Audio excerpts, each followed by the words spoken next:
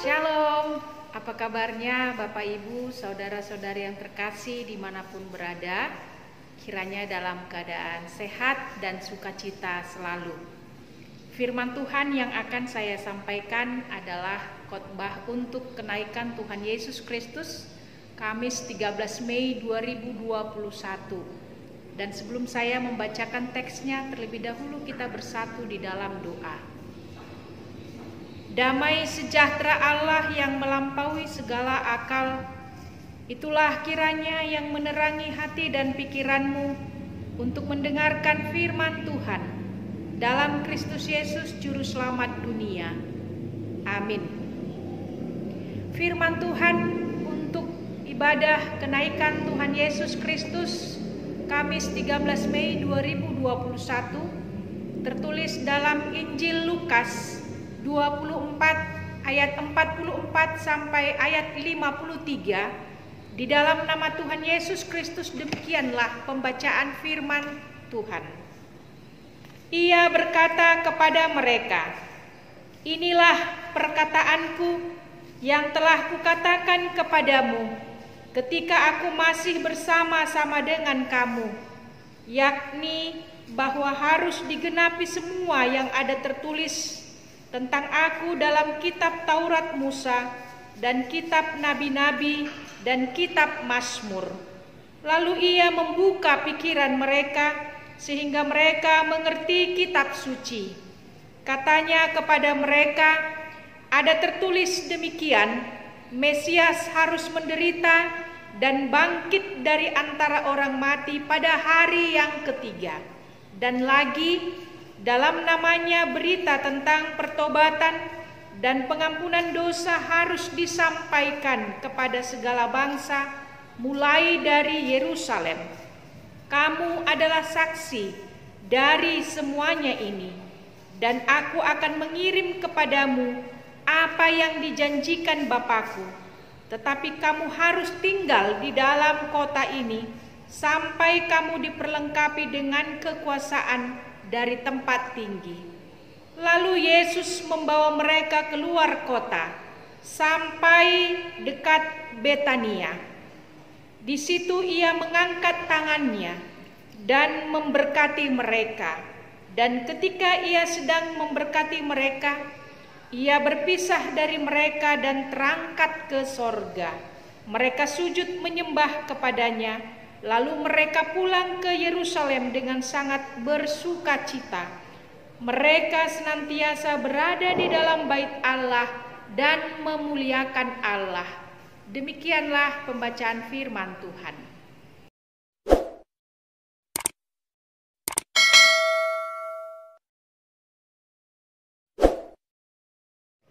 Saudara-saudari yang terkasih, adapun yang menjadi tema untuk khotbah ini adalah menjadi saksi Kristus. Perdebatan tentang Yesus itu Allah atau manusia masih sering terdengar, apalagi jika sudah membahas tentang kebangkitannya. Benarkah Yesus bisa mengalahkan maut? Tentu benar, karena ia adalah Allah yang menjadi manusia.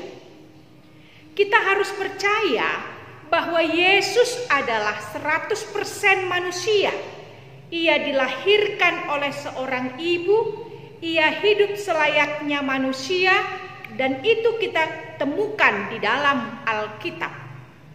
Kita juga harus percaya bahwa Yesus 100% Allah karena kemahakuasaannya dalam menyatakan cinta kasihnya secara khusus di dalam pengorbanannya di kayu salib. Memang nalar manusia kadang sulit memahami karya ilahi. Mengapa demikian?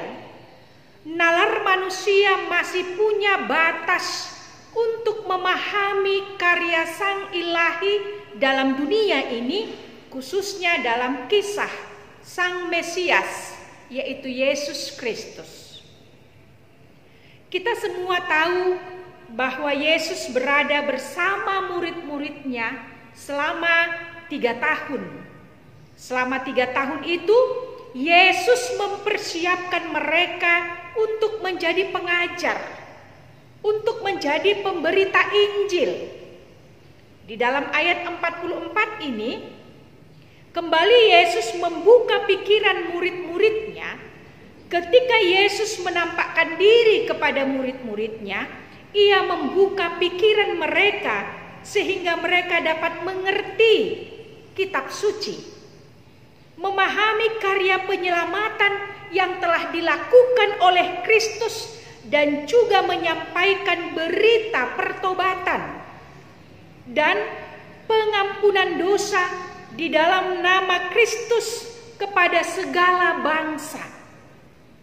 Ia mengingatkan bahwa apa yang pernah dia katakan kepada murid-muridnya, yaitu bahwa Mesias harus menderita dan bangkit dari antara orang-orang mati pada hari yang ketiga.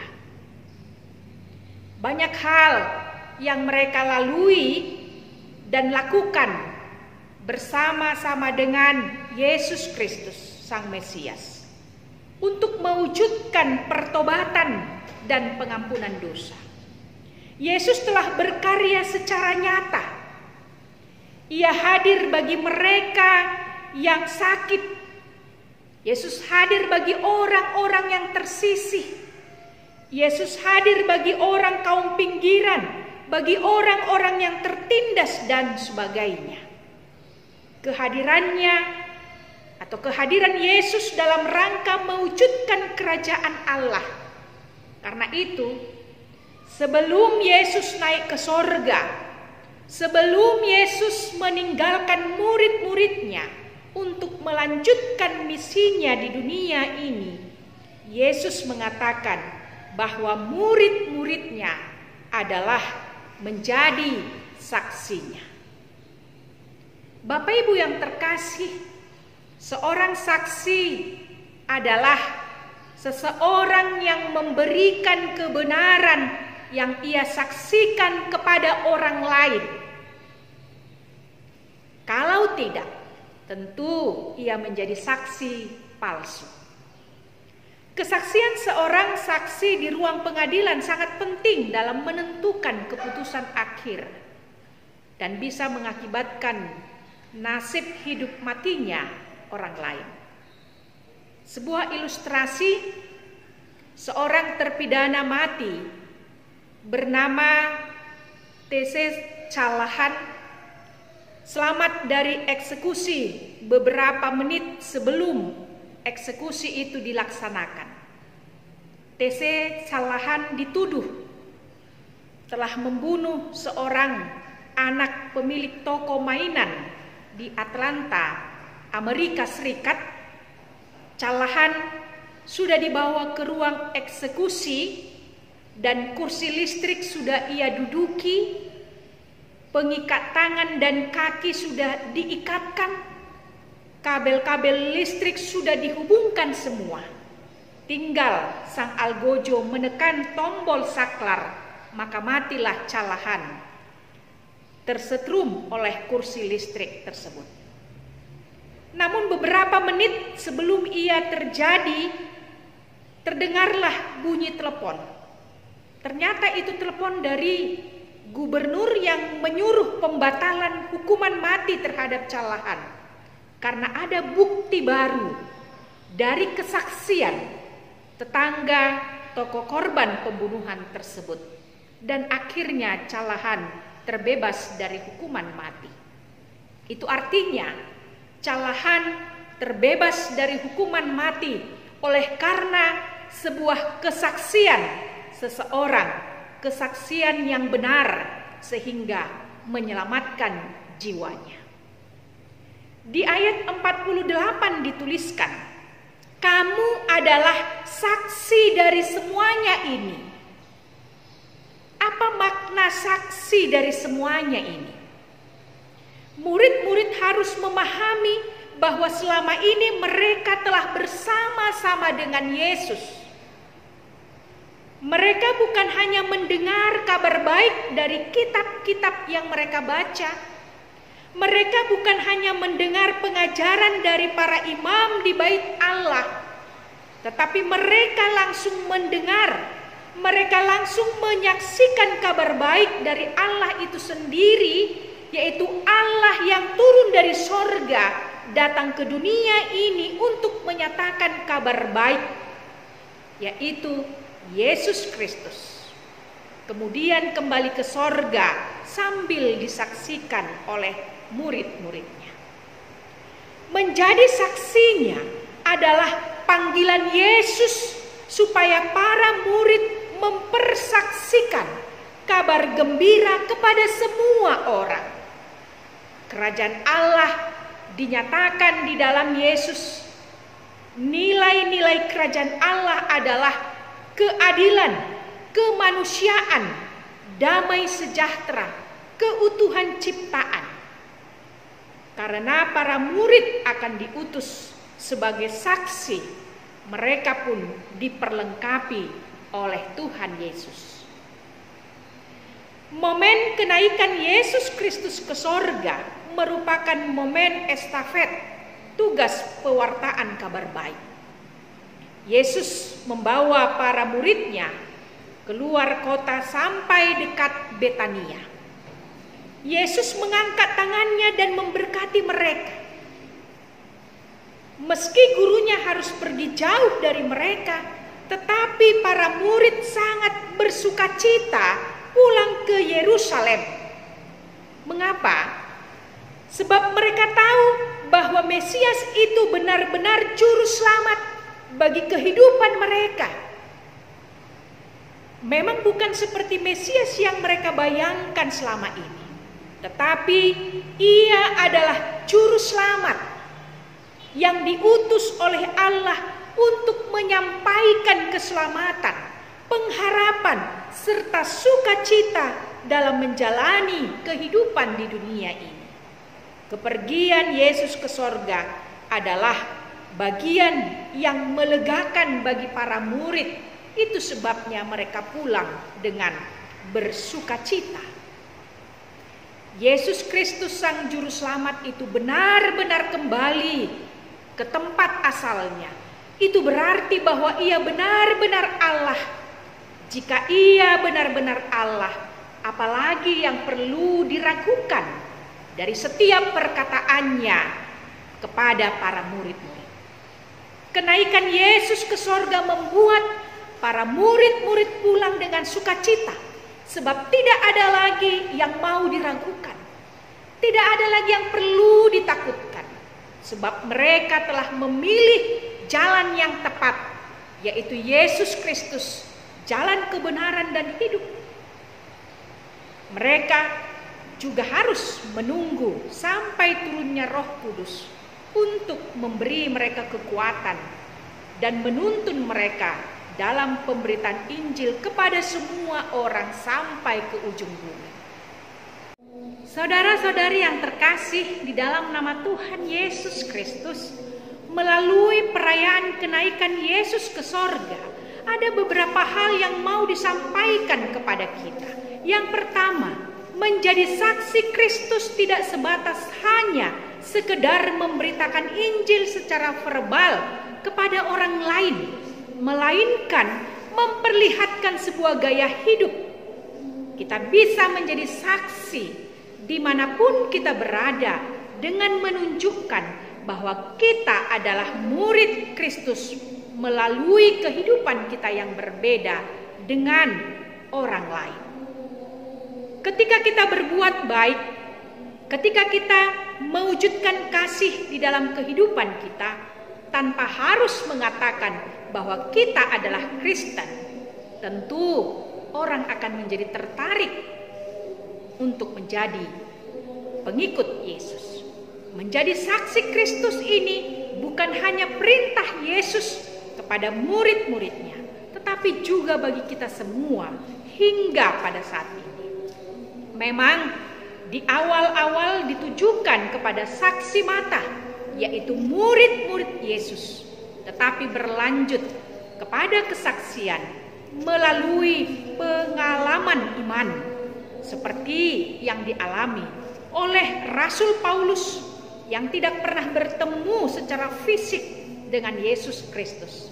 Tetapi Yesus memilih Paulus menjadi rasul untuk memberitakan Injil. Demikian juga Timoteus melalui pengajaran yang dia terima dari Rasul Paulus, maka Timoteus juga memberitakan Injil dan menjadi saksi Kristus. Demikian juga kita. Hingga pada saat ini kita terpanggil, kita menerima amanat agung untuk menjadi saksi Kristus di dalam kehidupan kita.